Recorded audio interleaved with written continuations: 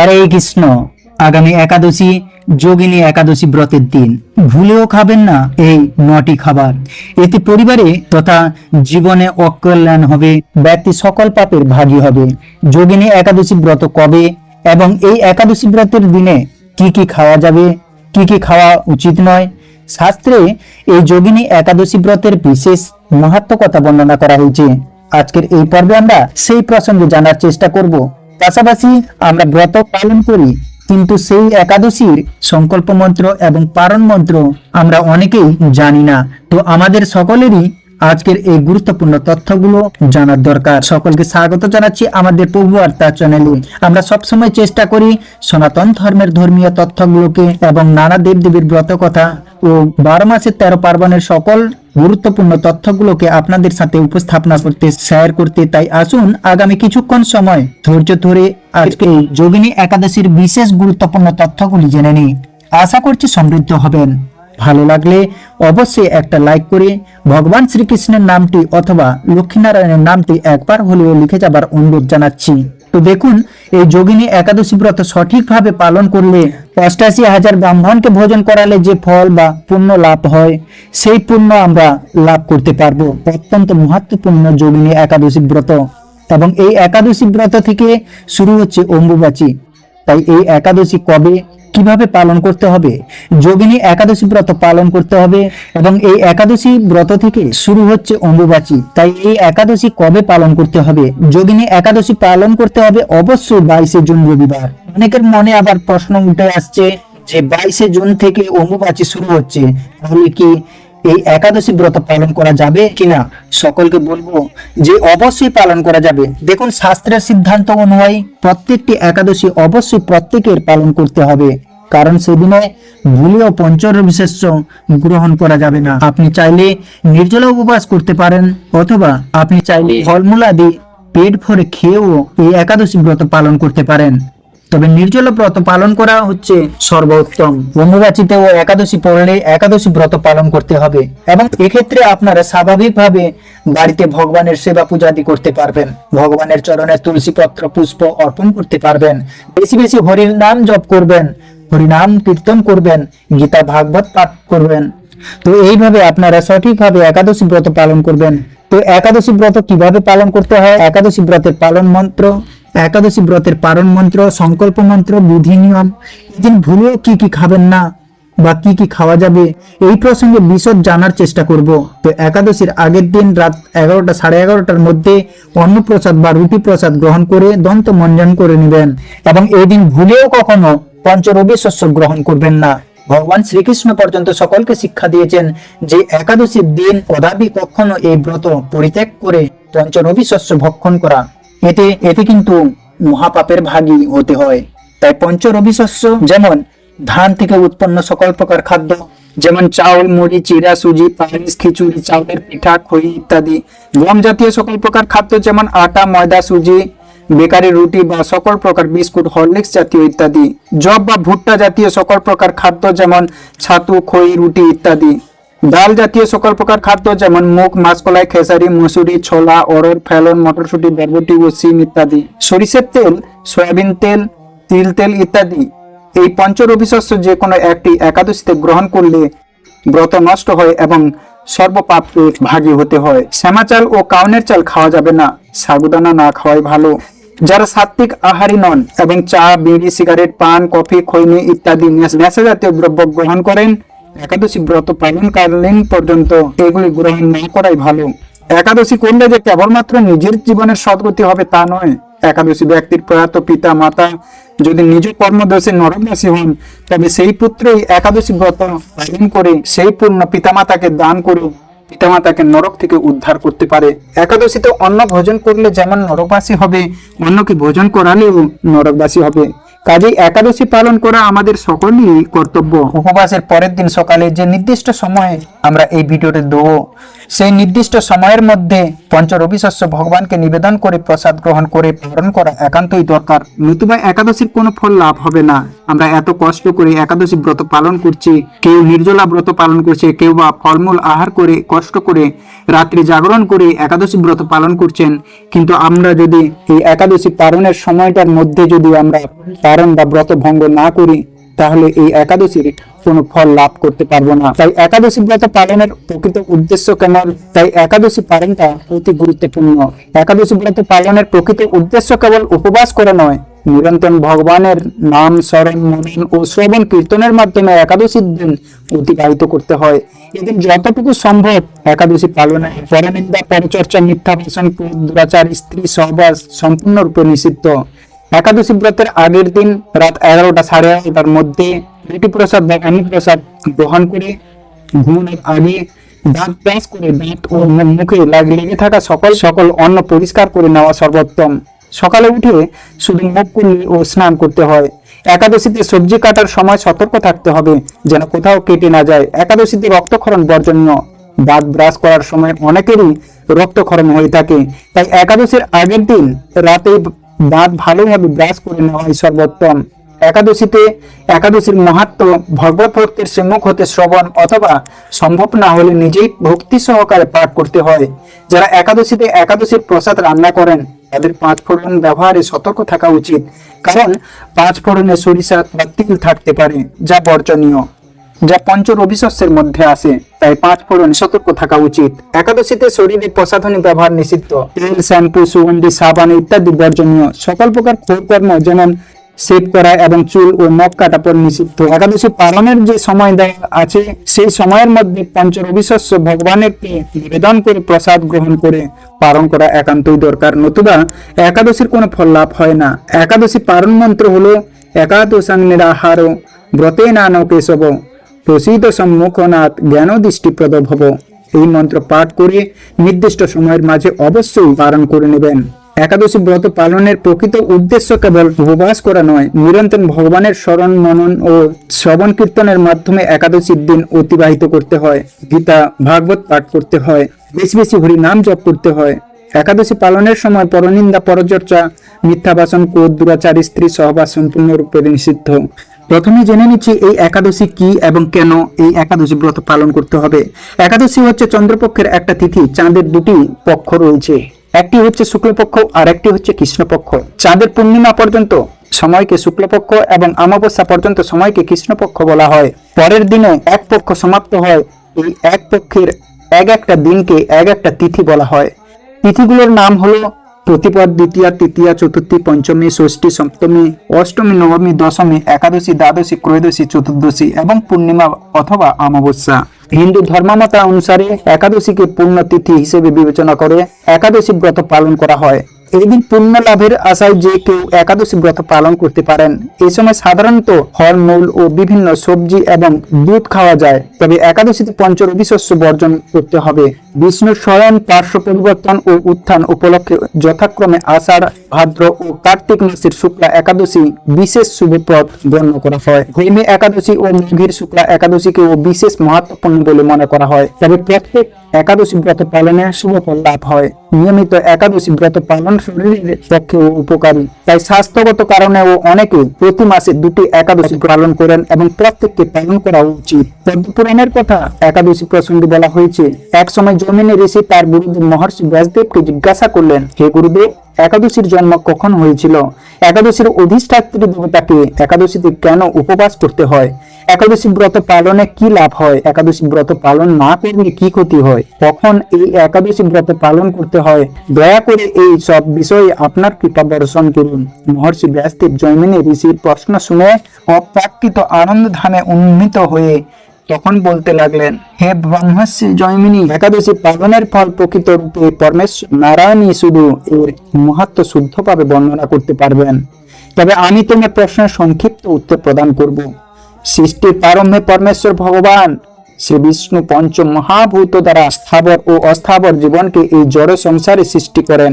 মর্তলোকবাসীদের শাস্তি প্রদানের জন্য একটি পাপ পুরুষ সৃষ্টি করেন। সেই পাপ পুরুষের অঙ্গ প্রত্যঙ্গ আদি নানা প্রকার পাপ কার্য দ্বারা সৃষ্ট।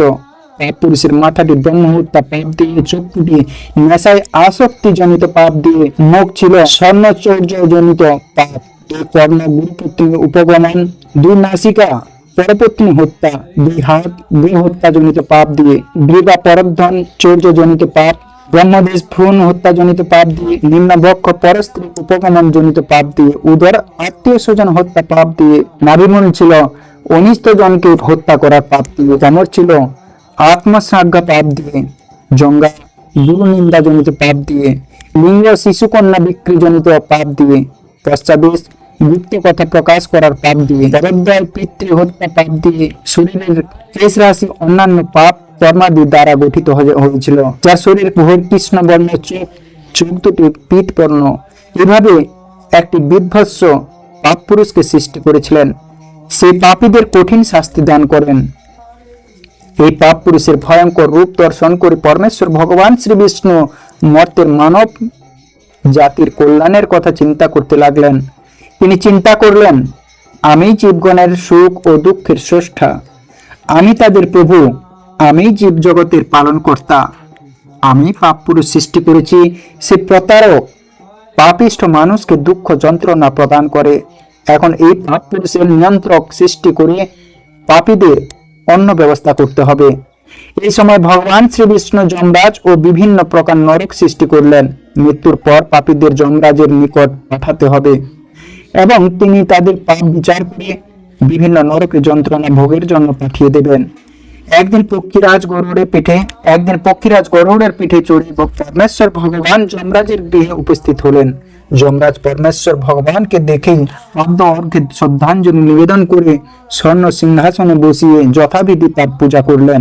পরমেশ্বর ভগবান শ্রী বিষ্ণু বসেই শুনতে পেলেন দক্ষিণ দিক থেকে অসংখ্য জীবের আত্মক্রন্দন ধ্বনি। তিনি তখন যমরাজকে প্রশ্ন করলেন, এই আত্মক্রন্দন কিসের? এই আত্মক্রন্দন কেন? যমরাজ বললেন, হে প্রভু, মর্তে পাপী মানুষেরা নিজ কর্মদোষে নরক যন্ত্রণা ভোগ করছেন, সেই যাতনার আত্মচিৎকার শোনা যাচ্ছে। ভগবান যন্ত্রণা কাতর পাপীদের দেখতে দক্ষিণ দিকে নরকে উপস্থিত হলেন। তাকে দেখে নরকবাসীগণ আরো অধিক উচ্চস্বরে চিৎকার করে করজোড়ে প্রার্থনা করতে লাগলেন, হে প্রভু, আমাদেরকে এই নরক যন্ত্রণা থেকে রক্ষা করুন, রক্ষা করুন, রক্ষা করুন। যন্ত্রণা কাতর পাপাচারী জীবদের দর্শন করে তাদের যন্ত্রণায় বিচলিত হয়ে করুণাময় ভগবান চিন্তা করলেন, আমি সমস্ত প্রজা সৃষ্টি করেছি, আমার সামনেই ওরা কর্মদোষে নরক যন্ত্রণা ভোগ করছে, এখন আমি এদের সদ্গতির ব্যবস্থা করব। ব্যাসদেব বলতে লাগলেন, হে জৈমিনী শোনো। পরমেশ্বর ভগবান তারপর কি করলেন? করুণাময় পরমেশ্বর ভগবান পূর্বের বিচার কার্য পূর্ণ বিবেচনা করলেন। ভগবান শ্রী বিষ্ণু হঠাৎ পাপাচারীদের সামনে একাদশী রূপে এক দেবী মূর্তিতে আবির্ভূত হলেন। সেই পাপীদেরকে একাদশী ব্রত পালনে প্রতিজ্ঞাবদ্ধ করিয়ে ব্রত আচরণ করালেন। একাদশী ব্রতের ফলে তারা সর্বপাপ মুক্ত হয়ে তৎক্ষণাৎ বৈকুণ্ঠ ধামে গমন করলেন। শ্রী ব্যাসদেব বললেন, হে জৈমিনী, একাদশী পরমেশ্বর শ্রী বিষ্ণু ও পরমাত্মা বিগ্রহে প্রভেদ নেই। শ্রীহরির প্রকাশ এই একাদশী পালন অতীব শ্রেষ্ঠ কর্ম এবং সমস্ত ব্রতের মধ্যে উত্তম ব্রত হচ্ছে এই একাদশী। শ্রী একাদশী আবির্ভাব কারণে পাপ পুরুষ একাদশীর প্রতিকূল প্রভাব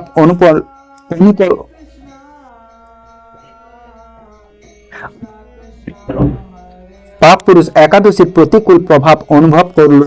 কিছুদিন পরে ভগবানের শ্রেষ্ঠ পাপ পুরুষ এসে শ্রী বিষ্ণুর কাছে করজোড়ে কাতর হয়ে প্রার্থনা করতে লাগলো। ভগবান শ্রী বিষ্ণু প্রসন্ন হয়ে তাকে বর দিতে চাইলেন। তখন পাপ পুরুষ বললেন, হে ভগবান, আমি আপনার প্রজা, আপনারই সৃষ্টি, আমাকে যার আশ্রয় করে থাকে তাদের কর্ম অনুযায়ী তাদের দুঃখ দান করাই আমার কার্য ছিল, কিন্তু সম্প্রতি শ্রী একাদশীর প্রভাবে আমি কিছুই করতে পারছি না, বরং আমার অস্তিত্ব দিন দিন ধ্বংস হয়ে যাচ্ছে। কেননা একাদশী ব্রতের ফলে প্রায় সব পাপাচারীরা বৈকুণ্ঠের বাসিন্দা হয়ে যাচ্ছে। হে ভগবান, এখন আমার কি হবে? আমি কাকে আশ্রয় করে থাকব? আমার মৃত্যুর পর আপনার অংশগুলো যারা জড়দেহ ধারণ করেছে তারা সবাই মুক্তি লাভ করে বৈকুণ্ঠ ধাম প্রাপ্ত হবে।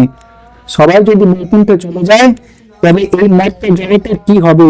আপনি বা কার সঙ্গে এই মূর্তি ক্রীড়া করবেন? হে কৌতুকনাশন, আমি একাদশীর ভয়ে মানুষ, পশু, কীট, পাহাড়, বৃক্ষ, স্থাবর, জঙ্গল, নদী, সমুদ্র ও জঙ্গল, স্বর্গ, মর্ত, নরক, দেবতা ও গন্ধর্বগণের নিকট আশ্রয় নেওয়ার চেষ্টা করেছি, কিন্তু শ্রী একাদশীর প্রভাবে কোথাও নির্ভয় স্থান পাচ্ছি না।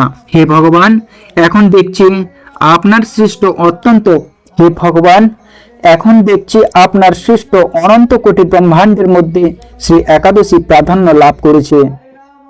সেই জন্য আমি কোথাও আশ্রয় পাচ্ছি না। আপনি কৃপা করে আমাকে একটি নির্ভয় বাসস্থান প্রদান করুন, যেখানে থাকলে শ্রী একাদশীর প্রভাব থেকে মুক্ত হতে পারব। ব্যাসদেব জৈমিনীকে বললেন, এইরূপ প্রার্থনা করে পাপপুরুষ পরমেশ্বর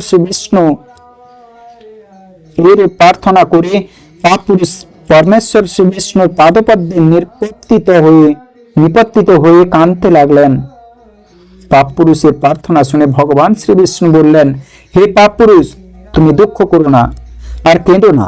একাদশীর দিন তোমার নিরাপদ আশ্রয় হলো। একাদশীর দিন তোমার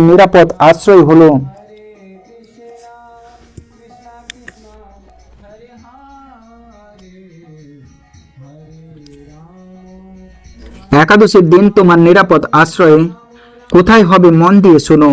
যখন শ্রী একাদশী এই ত্রিভুবনকে পবিত্র করতে আবির্ভূত হবে, তখন তুমি অন্ন ও রবিশস্যের মধ্যে আশ্রয় গ্রহণ করবে।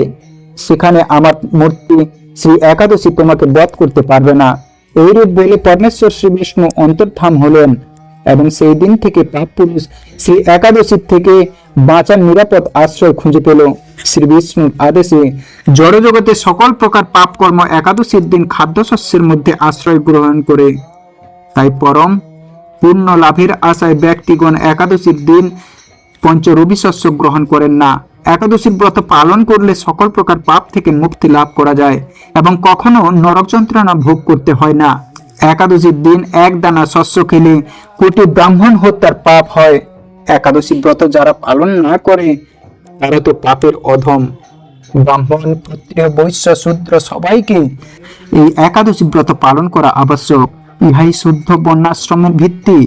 একাদশী ব্রত পালন করলে সর্ব পাপ বিনাশ হয় ও বৈকুণ্ঠ ধাম লাভ করা যায়। সূর্য উদয়ের 1 ঘন্টা 36 মিনিট পূর্ব পর্যন্ত দশমী বিদ্যা বলা হয়। দশমী বিদ্যা একাদশী ব্রত পালন করা কখনো উচিত নয়। এই সংসারে একাদশীর ন্যায় পবিত্র ব্রত আর নেই।